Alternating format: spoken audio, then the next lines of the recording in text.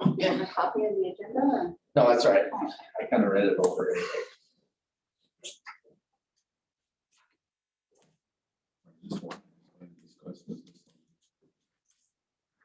What is 8.2.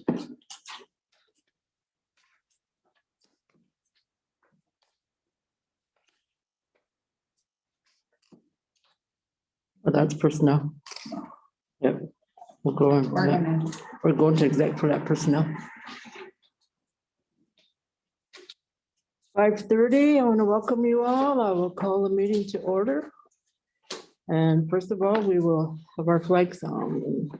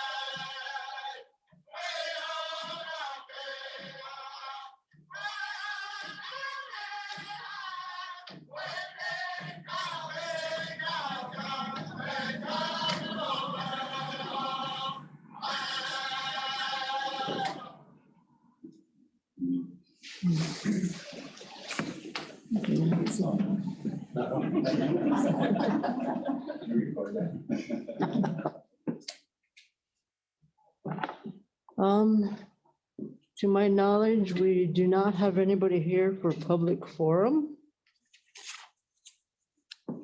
Carol, did you get anybody for public forum? Carol? I did not. Okay. Moving on, we'll go on to adopt the agenda. Do I have a motion to adopt the agenda? I'll move. Moved by Michelle, Second. second by Shelley. All in favor? Yes. Yes. 5-0. Superintendent report, you're on, Carol. Superintendent report. Hi, everybody. Good evening. Good evening. We have a special feature tonight. I think Yancy has a video ready from the counseling staff.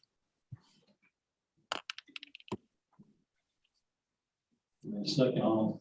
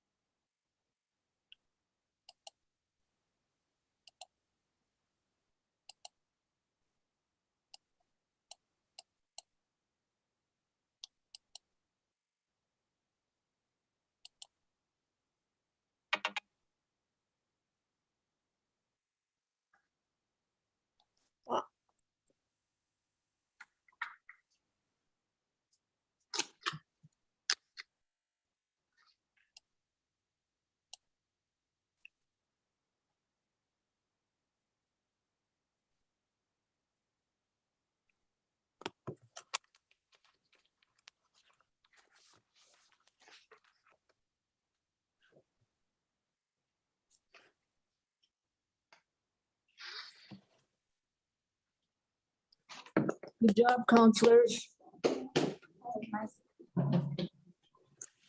Very nice. Did you have audio? We did. Yeah, I played it here. Chad, did you get audio? Chad? No, we did not get audio through the Zoom. I don't think Krista or I or Carol did at all. As long as you guys did. Right. Thank you. It's on the Todd County YouTube channel too, so. Okay. That's just what I was gonna suggest, Yancy, that we share it. Maybe we can put it on the live feed as well. So, or the link to it. So thank you, Yancy. Yes, the counselors are doing great work. They also submitted reports on a lot of the activities, training, support that they're providing. So that's wonderful. You have reports from the exceptional ed department from Anna. They continue with their results-driven accountability. They're working on their audit and planning preschool transitions. And then they have some celebrations with the collaboration that has been great for them amongst paras, teachers, bus drivers, and classified staff.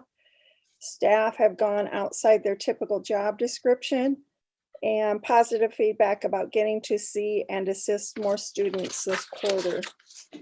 The next report is from maintenance, and that gives you an idea of the different activities they did during that cold stretch, some of the problems that come with the cold, water freezing, sewer pipes, those kinds of things. So they were busy. And then on top of that, all the snow removal that they did.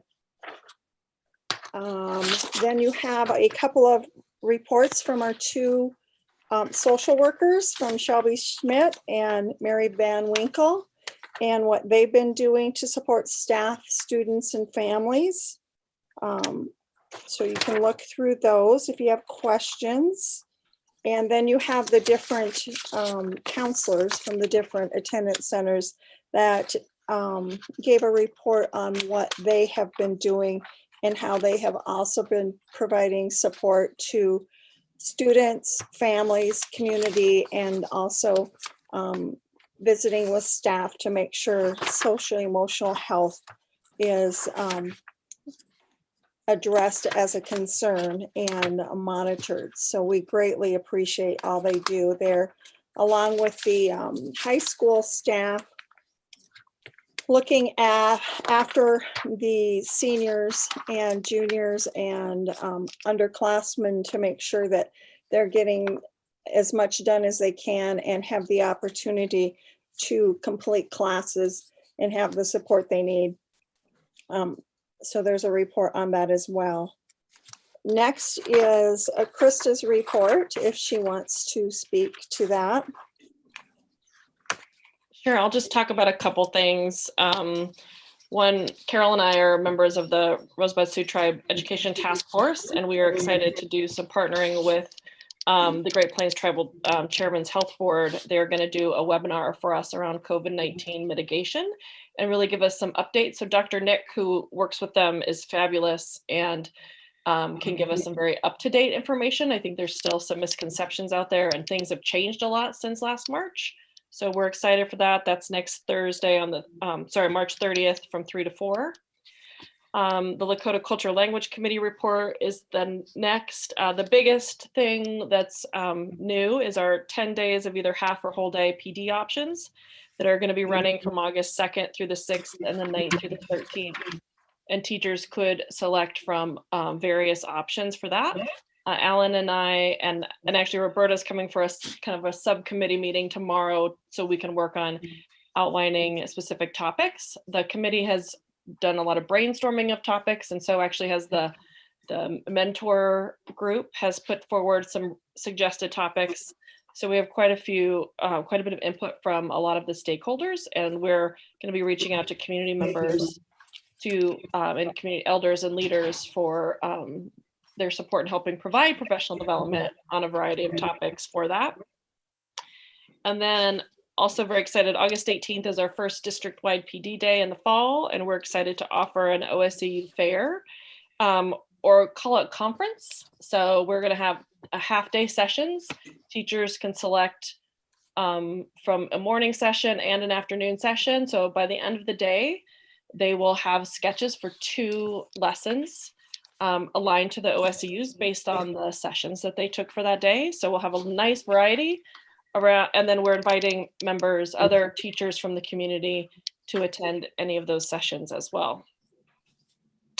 We're having a summer subcommittee to do work around aligning the OSCUs and the Code of Values to the responsive classroom initiative that we have at K-8. That responsive classroom work has been fabulous, and there are a lot of connections to the OSCUs and the Code of Values. And so there's a subcommittee that's going to start doing that work, specifically starting K-5.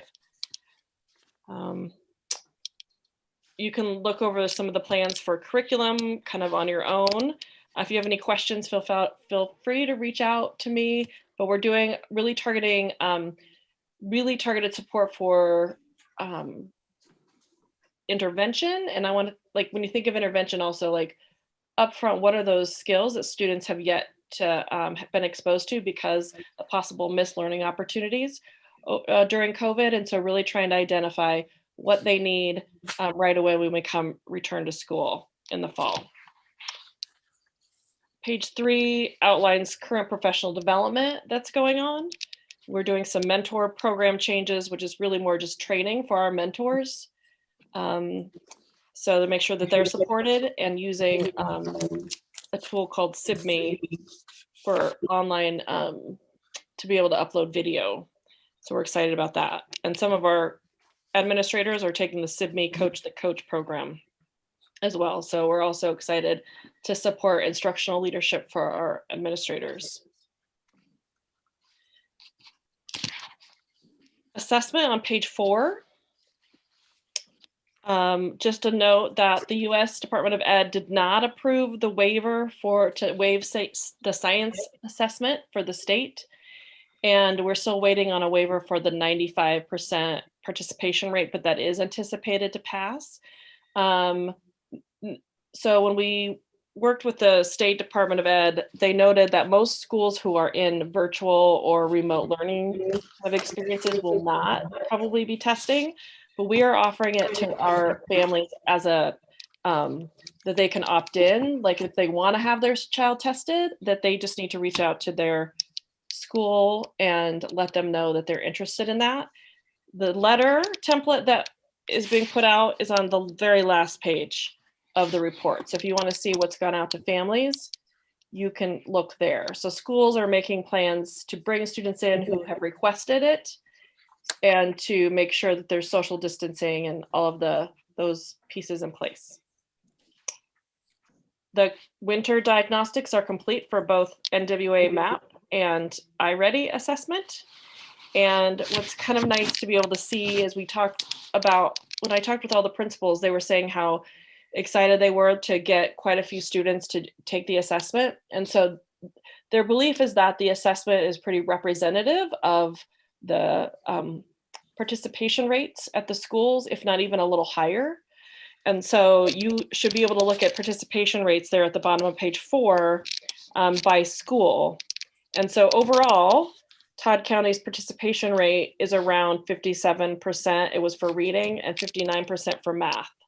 So we could be looking at anywhere between 50 to 60% completion, like participation rates. Now, I don't know, I can't tell you what that means for like work completion rates. That's just the assessment completion rate, but that does kind of give you an idea as to the numbers of students who are in that work completion space. And then on page 5, it's just an overview of current performance rates. So considering most of the students that are participating were tested, this gives you only a picture of the students who are participating. So please keep that in mind. And then we have the MAP assessments for grades 6 through 8. and those results are there. Percentage participation is there as well. We have decided to go K-8 with the iReady. The middle school team, all the K-8 principals already voted to do it because they were really excited. The reports are so fantastic and they love the data they're getting for their K-5 students. And so they all wanted to go with iReady for next year. And I presented it to the middle school administrators and they also love the reports as well. So we've decided to go K-8 for iReady for next year. Any questions?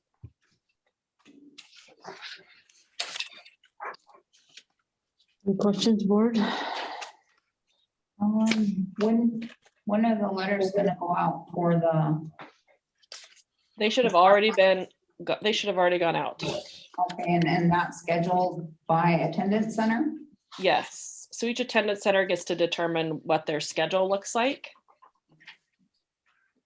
And so their dates will, and I can try to pull that. I can have Jane pull that together. I think she has which dates everybody's doing if you're interested in that information.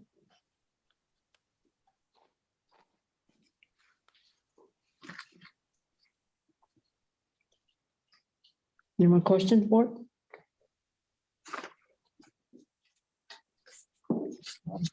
You got a lot to read.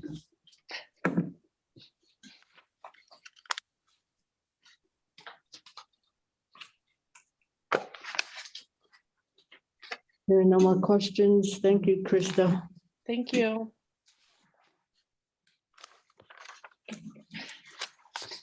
Next is Alan's report, and he talks about the involvement with professional development at the different schools that you can look at there. Some have been ongoing.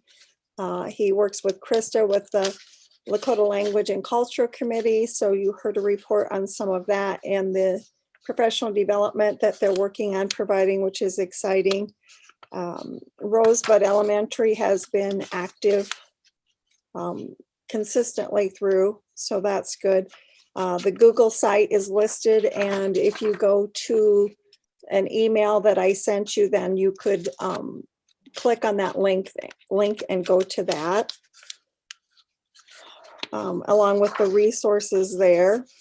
And then he also highlights different individuals that he's talked with and had discussions about different things that they can do, such as using soundboard equipment for podcasts, different things like that over at the middle school to the high school, and a book study. So there's lots going on there as well.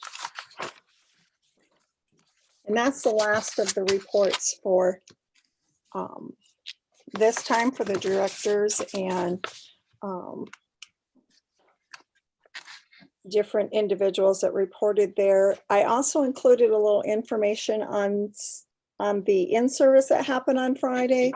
The administration will update you more thoroughly during their next report.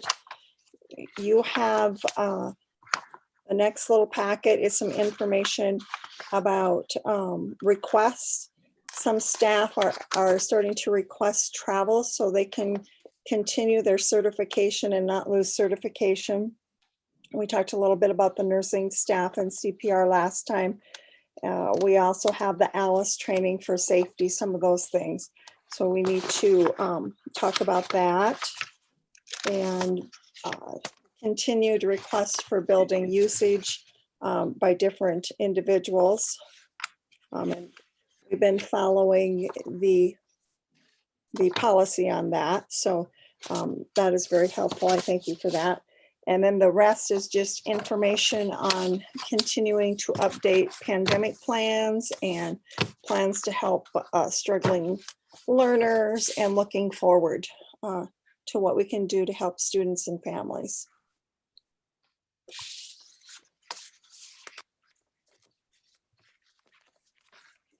Any questions?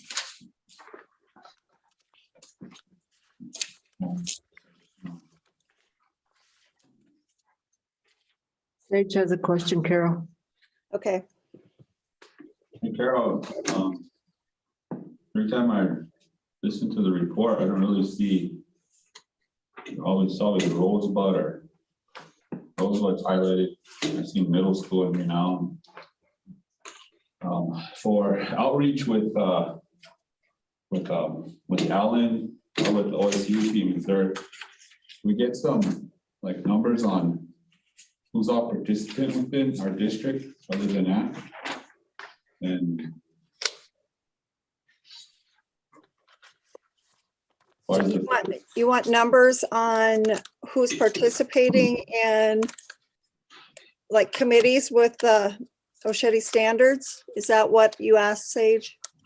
Yeah, and plus like what else is Alan supporting here in the district? I know there's language class and Rosebud, but is there any other areas of support besides? I mean, is there something for the high school? Is that going on, or what's going on there? What about the elementary? What about our bigger schools? And they're all like, just need something and that give us more insight about, because it just seems like it's only one school getting service here. Krista. Go ahead, Krista. Yeah, I just want to, so yeah, we can get each attendance center to be able to give you kind of an update on that component. Like TCES has been doing something, working with Cheryl around work with OSCUs, and they are also the ones kind of leading the charge with responsive classroom. So 2 of their teachers are going to be part of that subcommittee work. I do want to note that for this current year, there was so much work for, they already had action plans because of the state work that they had to do. So there were a lot of action plans that were aligned to their current, the data that they had been doing in the last couple of years. And so it's really varied across the different sites for sure. So I would say it's not necessarily as consistent across the board as it will be next year because of the policy and the initiative.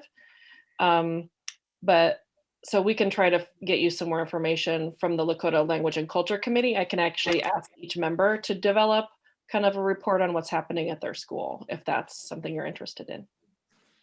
That's good to know, because we have brought this up a couple of times in regards to the focus being on just Rosebud. And, it's, the comment about, Rosebud being consistently involved in this. I mean, there are other schools, Todd County has a number of schools, as we all know, but. And one of the things is, like I said, because of this year, like every school's professional development was targeted towards their action plan, and Rosebud's action plan had this already embedded in it. So that was a piece of that component. We've got Spring Creek is working on aligning RST curriculum to their stuff. So I know we have other schools doing other things. They may not always have Alan in their building, but they are working. So let me work with the committee members to get you a report for each attendance center, and I can get that for my next month's report. We'll just have I'll add that to the Lakota Language and Culture Committee component if that works for everybody. Thank you. Yes, that would be appreciated. Do you have another?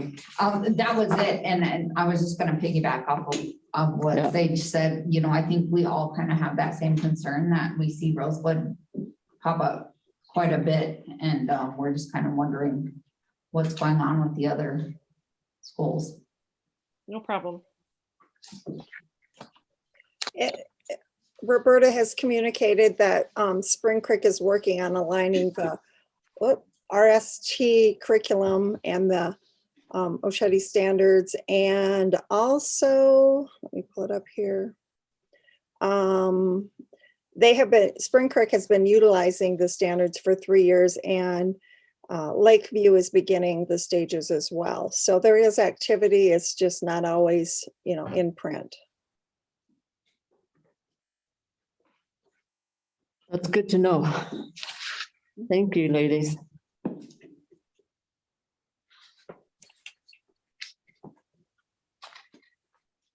Any more to your report, Carol? That's it, if you don't have any more questions.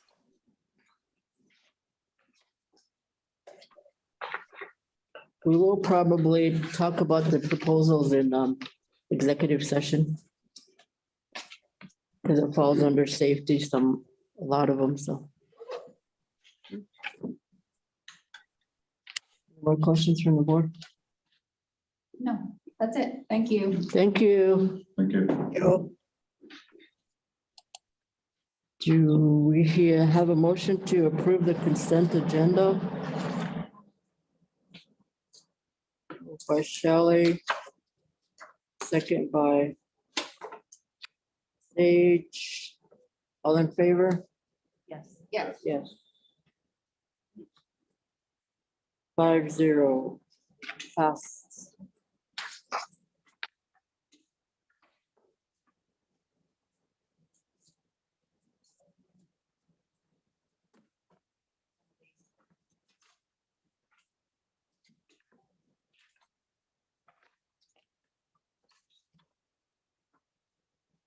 I think we should go into executive session first before we do these, or do we want to hear high school?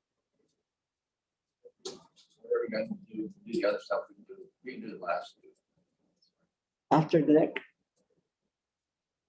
Okay, It doesn't matter to me. doesn't matter. I mean, do we want to hear high school now? Okay, we'll hear you before we go into exec. Okay. All right, I'd written something to you guys about maybe trying to help our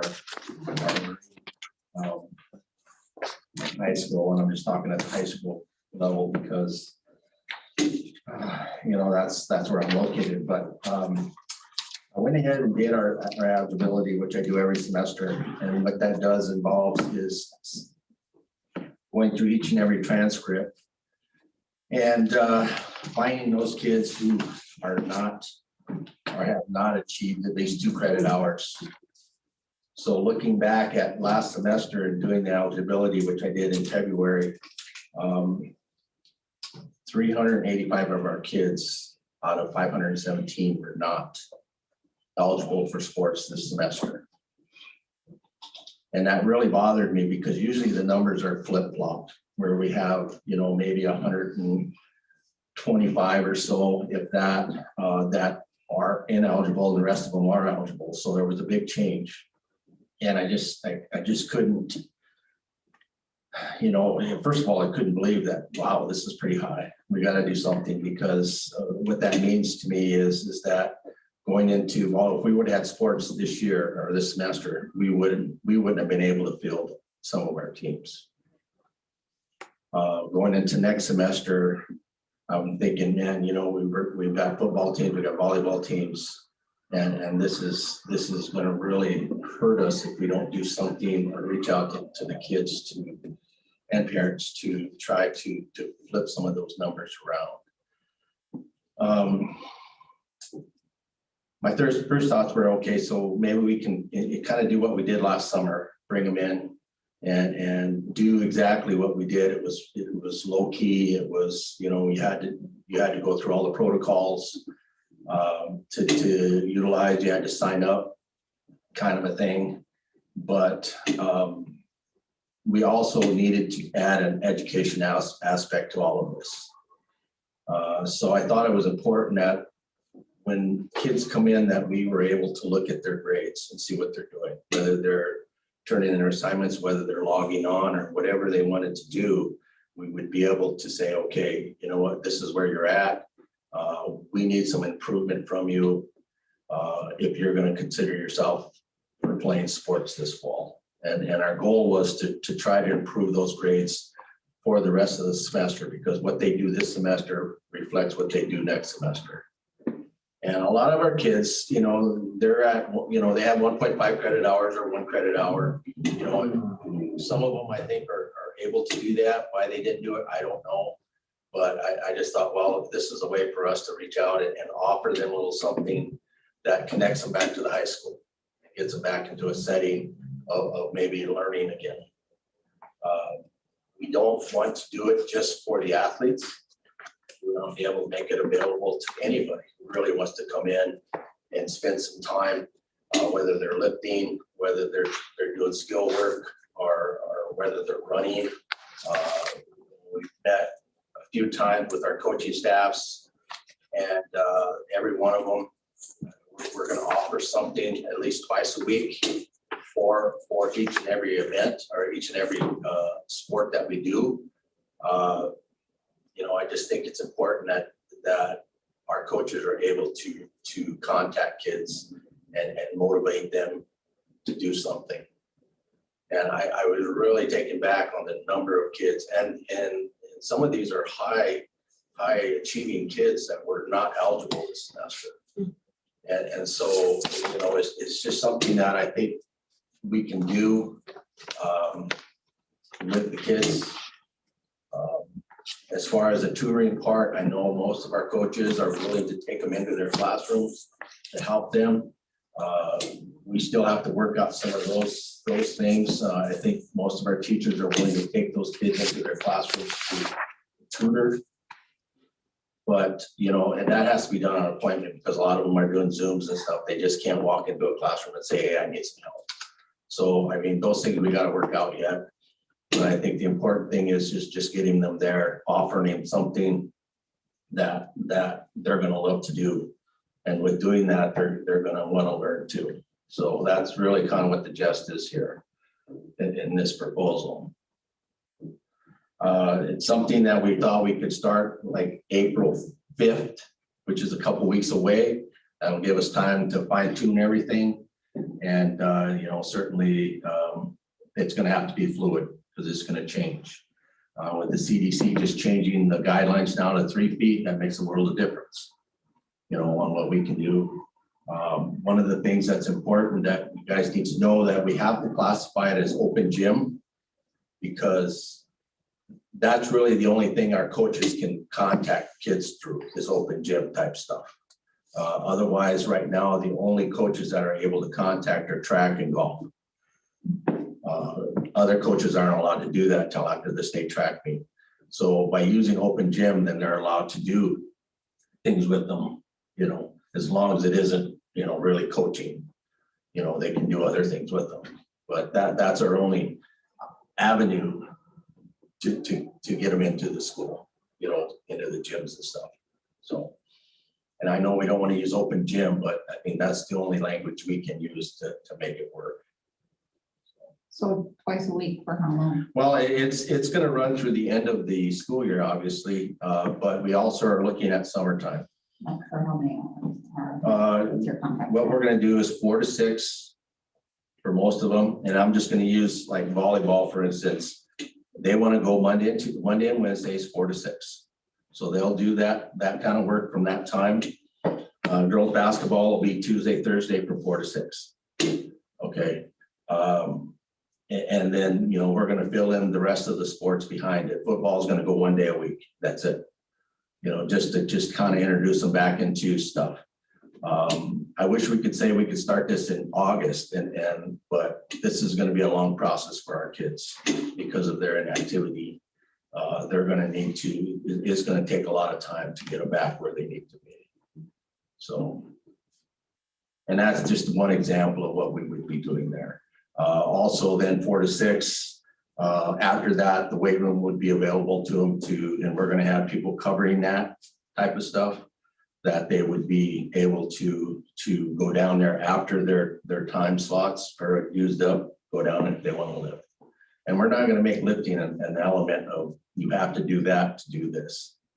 We just feel sometimes we do that and that's good, but at the same time, some kids just aren't into that lifting aspect. So we didn't feel like it needed to be a part of it, but it's going to be available to them if they wish to.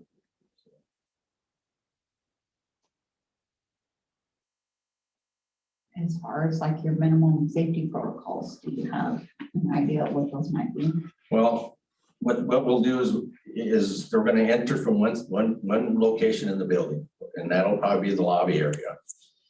There we'll screen them for temperatures, all the other stuff. They'll have to have a mask on when they come into the facility. A temperature will be done. We'll have hand sanitizer there like we will everywhere. And downstairs, up in the facility, in the gym facility, if they'll all be there. Coaches will be cleaning as we go. Then, like I said, the 3 feet thing has changed things a little bit.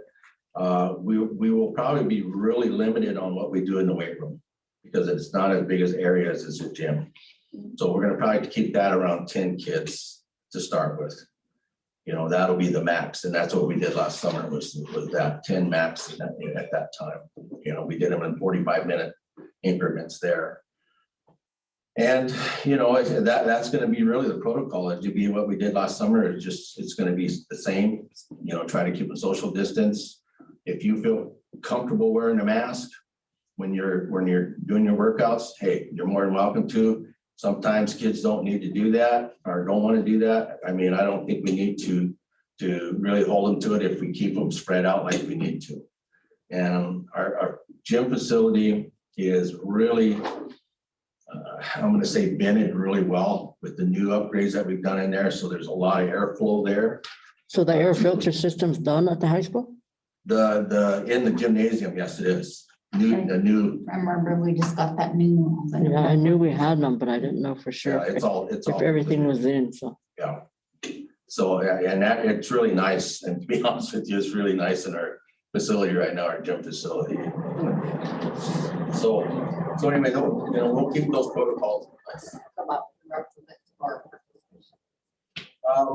Because we're all over with the grades right now, I think kids coming in, we're just gonna have to be really encouraging that they show some improvement. I think if we put, you know, I mean, like, first, like, are you going to making the test in so many days? Or, I mean, the ones that are eligible for vaccination. well, that would be something I would suggest that maybe as a school district, and I don't know if we can even do that. That I know they're doing clinics now where they're offering people $1 card to do it. I don't know if we could do that with a Subway card for kids if you're 16 and over. Yeah, and, you know, and I know if it's the Johnson & Johnson, that's a one-shot deal. But that's going to take some coordination too. And I don't know if we can require kids to do that. You know, Yeah, you can request it, I'll recommend. right.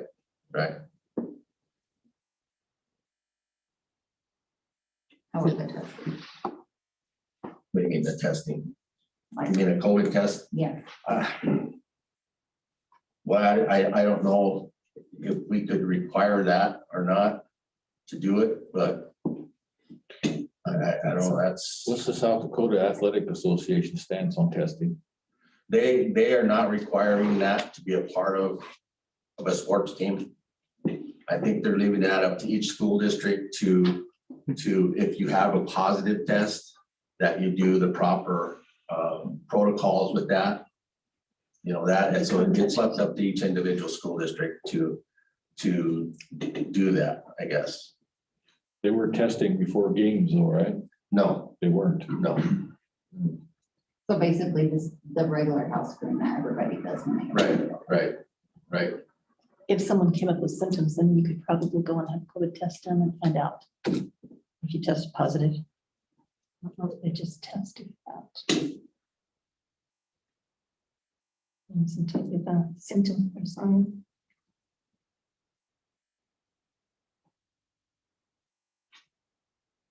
Is the summer school considering, high school considering summer school? Yeah, we'd love to have it, to be honest with you.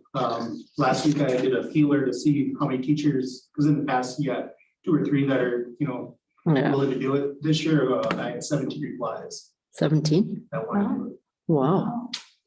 And we want to have in-person summer school, probably Edgenuity software, but we can probably do both, a hybrid type.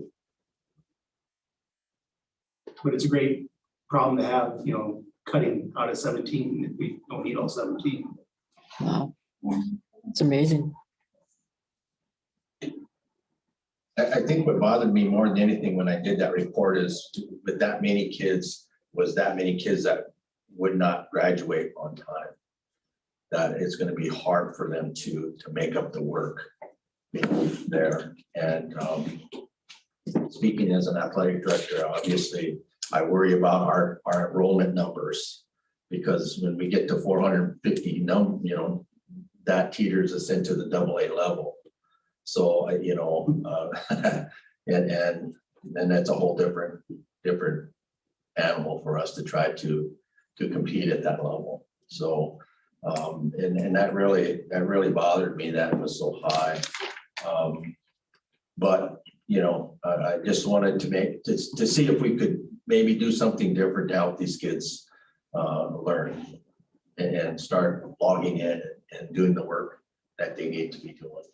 I don't know what our numbers are now, to be honest with you. I don't really pay attention to that part of it, what it's like right now. You know the senior update on numbers, Mike? I don't, I think it's right around 70, close to 70, the last count, I think, Out of, 89. Carol, do you know the numbers for seniors? Do you have an update? I Carol, don't have anything different than Mike. Let me look at the counselor's report from the high school. I know they had some information about seniors on there, but I don't think they had specific numbers.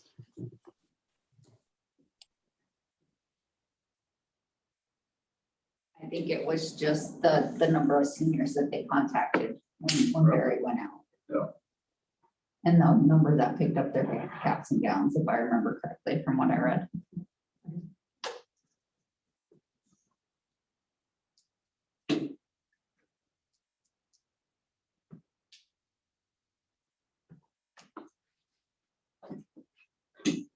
I do know at the other school that seniors come in on Tuesdays and Thursdays, the ones that are, We're looking at after Easter to bring seniors in to tutor.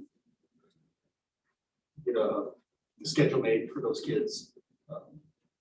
Teachers are doing it over Zoom and that, but some of them want to be face to face or in the building, which is understandable. How are you doing the transportation like? They'd have to be on their own. Most of our seniors don't ride the bus, but there are a few. If they need transportation, we can go get them. Suburbans and And that would be what happens with this too, without the busing aspect, they're gonna have to be able to get themselves here. And that's why we need to be real specific on what time we're doing stuff, and then that way kids aren't coming every day. The process will obviously, like I said, it's gonna change. What we put out there day one, by day three, it might change a little bit. What if you have students, I know you have multiple students, probably the majority of them not participate in more than one sport. So like, are they gonna be eligible to come in? Every day, Yeah, or every day we do it, yes.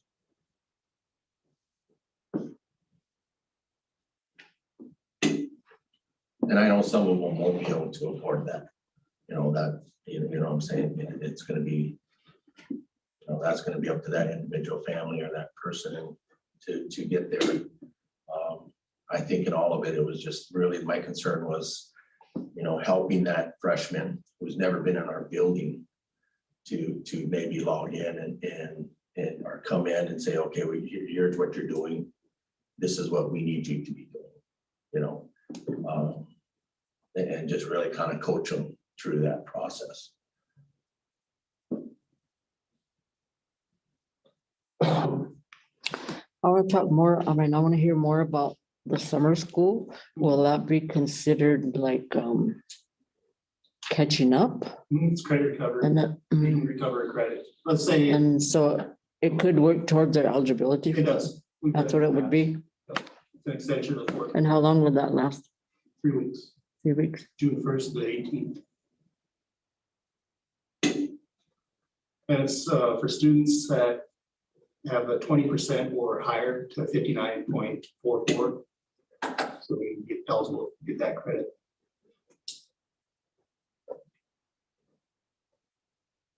And I know some of our coaches have started contacting kids. Mhm. I know that process is kind of slow for some of them. But I mean, the first question is, do you want to play football or whatever this fall? Yes, okay, this is what you need to start doing. And that's changed a lot of the attitude with the kids. you know, that in itself. But, you know, I think some will need some help a little bit too. So all of the coaches are making contacts? Excuse me. All of the coaches are making contacts with students? I've asked them to do that, and I'm hoping that they do that. I don't check with that. I want them to be able to do that. It's their kids. You know, frankly, we lost some, you know, we lost a few kids that went to other schools, and you know, I'm just to use cross country, for example, we went through that list and there isn't very many of them left, you know.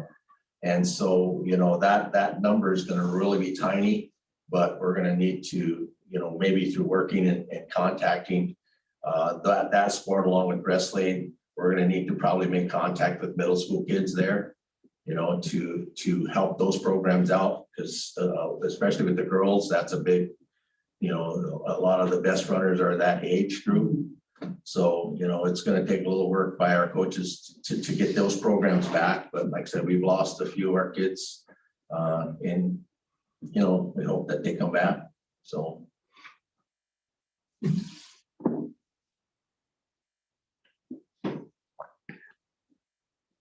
More board members have any questions of these guys?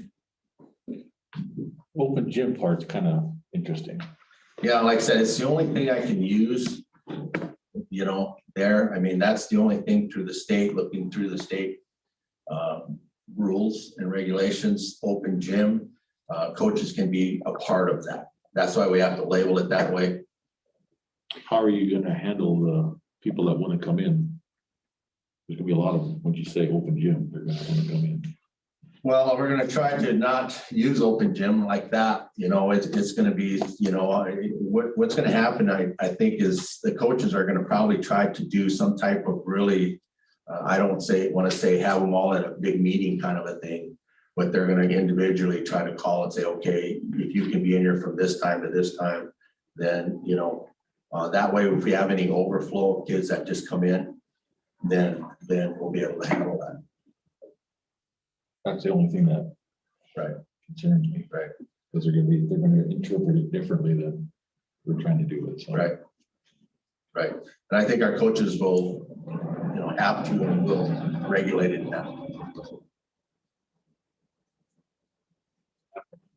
Yeah. Actually, I think all of our coaching staff is on board with what we're doing here. So, you know, they realize the urgency here too with the kids. The other thing I wanted to bring up is I hope that we can utilize what staff we have at the bus shop to help bring those kids in that cannot do it on their own. Right. Yeah, I would hope that we have enough bus drivers that can maybe go and eat on there. You could schedule it to bring that community in at this time. Right. That's up to you guys how you want to do it. I think there's enough staff down there to make it work.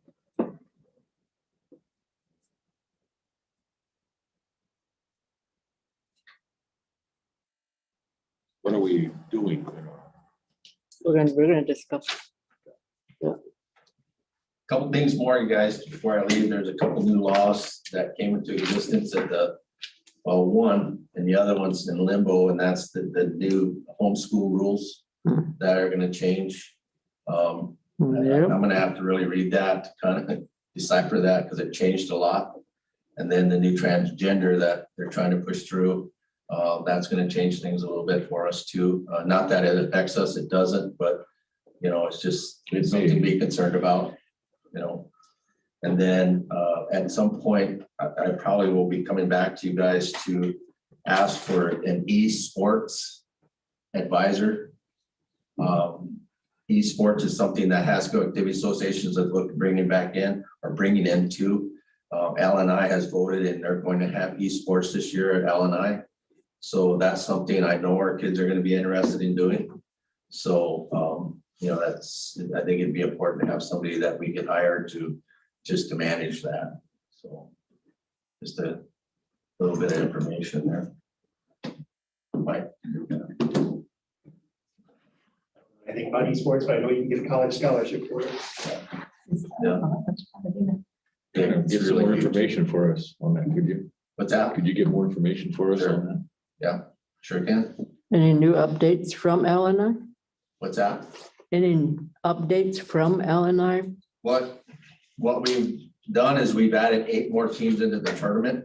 Oh, So there'll be 24 girls teams, 24 boys teams. Wow. With the addition of the new summit that they're gonna be completing in October, we'll be able to run 3 separate tournaments. Each school will basically pick what level you think you are in. You know, if you're in the upper level, middle level, or lower level, and I don't want to say it that way, you know, to make anybody feel bad. But it's, I mean, that way our smaller schools, they can be more competitive with each other than they can be going against a Pine Ridge or, you know, an Eagle Butte or a Todd County, you know. So that's going to be what the makeup of the tournament's going to be. and the school decides that? School is going to be able to, you know, be able to choose where they're going to be at, but the board will have the final say on where they're at. You know, so if you have 10 schools that want to be in the lower division, then, you know, up 2 of you have to move out. We're gonna move 2 of you out. So it's gonna be, you know, I think it's gonna be fun. I think every game's gonna be more competitive. You know, what we're gonna do is, so you'll have 3 games in the tournament. But day 1 is gonna be what we call a challenge day or a rivalry day, where we will pit you against, you know, somebody, you know, your rival, like a Crow Creek and a Lower Brule, you know. Todd County, St. Francis. You know, so that's gonna be the makeup of the first day. So that's the big change, plus the esports thing. Yeah. Is gonna change the complexion of how many people are there. There's a lot of kids are involved in this gaming thing. So Oh, yeah. them are really the only changes I think we're gonna go into this year. So the esports will be part of LNI? Yes. Okay. The Lakota Tech people, they have already got an esports team basically set up. And so they're gonna be the ones that coordinate an event for LNI. And their goal is, I think, to involve as many native schools. So there's gonna be little tournaments, you know, involving these schools. So it's just another avenue for our kids to, as Mike said, to get a scholarship. Kind of like the hand games. Right, Yeah. right.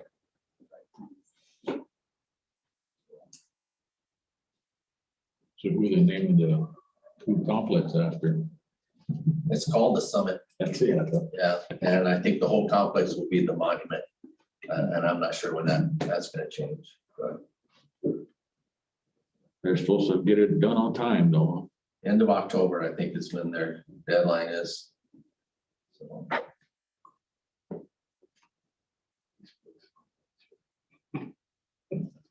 Yancey's already. Planning. Oh. Sure, that's it, too late. Okay. Mr. Hammer, you have anything to add? No, Chuck did a nice job of presenting.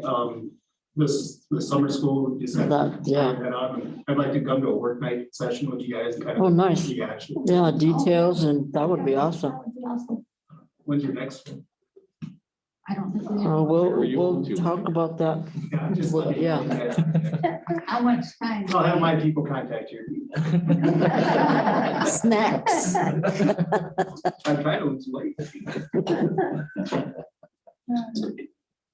Well, I appreciate it, guys. Thank you. Thank you. for listening. And, Yeah. you know, if you guys have any questions, just give me a call. So, okay.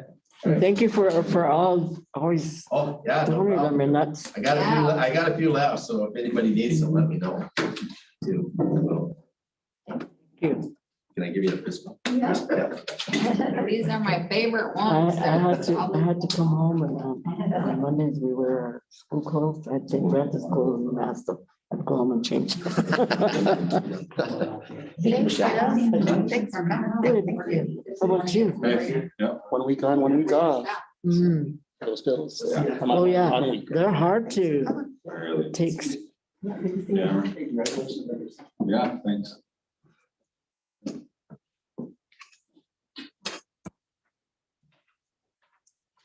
Ah. Yeah. We have a lot to talk about. an exec, allow this personnel. And safety. One will come out and what on the other ones? Do I have a motion for executive Can I ask- session? say something Oh. first? I just thought that we should explain what happened last time we met with people, when we came out of exec, we kind of weren't able to join back in with everybody. I think some people were. Hmm. Oh, I just wanted to just say that we weren't able to get on. It was not intentional. We just tried to. hmm. No, it wasn't. And Carol assured us not to blame everything on Carol, but she would be talking to the administrators one by one, and we can't blame it all on Yancy either. Well, come on, why not? Yeah, well, there's no complaints. I don't hear no There's not, complaints, just- no. I just heard that there was some concern, so I just wanted to bring that up, but it was not intentional.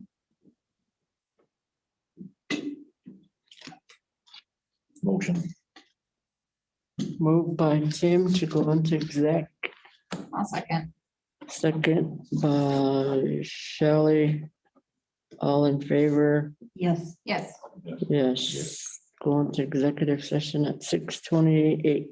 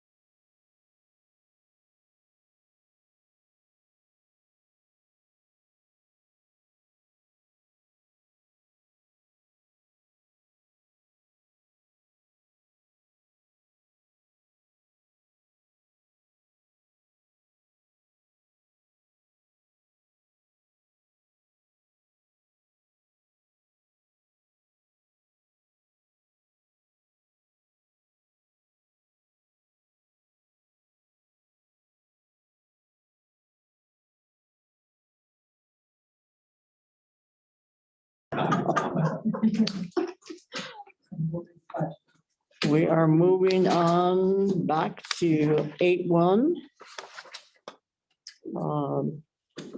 You have a motion with the change.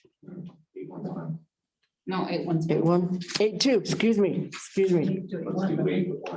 Oh, we didn't. I'll move. Move for 8.1, I'll second. moved by Michelle, Shelley, Shelley? second by Michelle. All in favor? Yes. Yes. 8.1. Now we're on 8.2. We have a motion with the word change. I'll move the chat. I'll read that, please. Recommended to accept the resignation of Pauline Wilson effective immediately and waive liquidated damages due to medical reasons. We didn't have a second for that. I'll second. Second by Michelle. Who was the first? Shelley. All in favor? Yes. Yes, Yes. 5-0. Do I have a motion for 8.3? I'll move. Moved by Michelle. Second. Second by Sage. All in favor? Yes. Yes. Yes. Tim, Yes. 5-0. 8.4. Do I have a motion to recommend certified contracts as submitted? I'll move. Moved by Shelley, second by Sage. All in favor? Yes. Yes. Tim? Yes. Sorry. 5-0, motion pass. 8.5, certified supplemental contract renewals. Recommend to offer certified supplemental contracts for the 21-22 school year as submitted. Motion. I'll move. Moved by Michelle, Second. second by Tim. All in favor? Yes. Yes. Yes. 5-0. We did 9.1.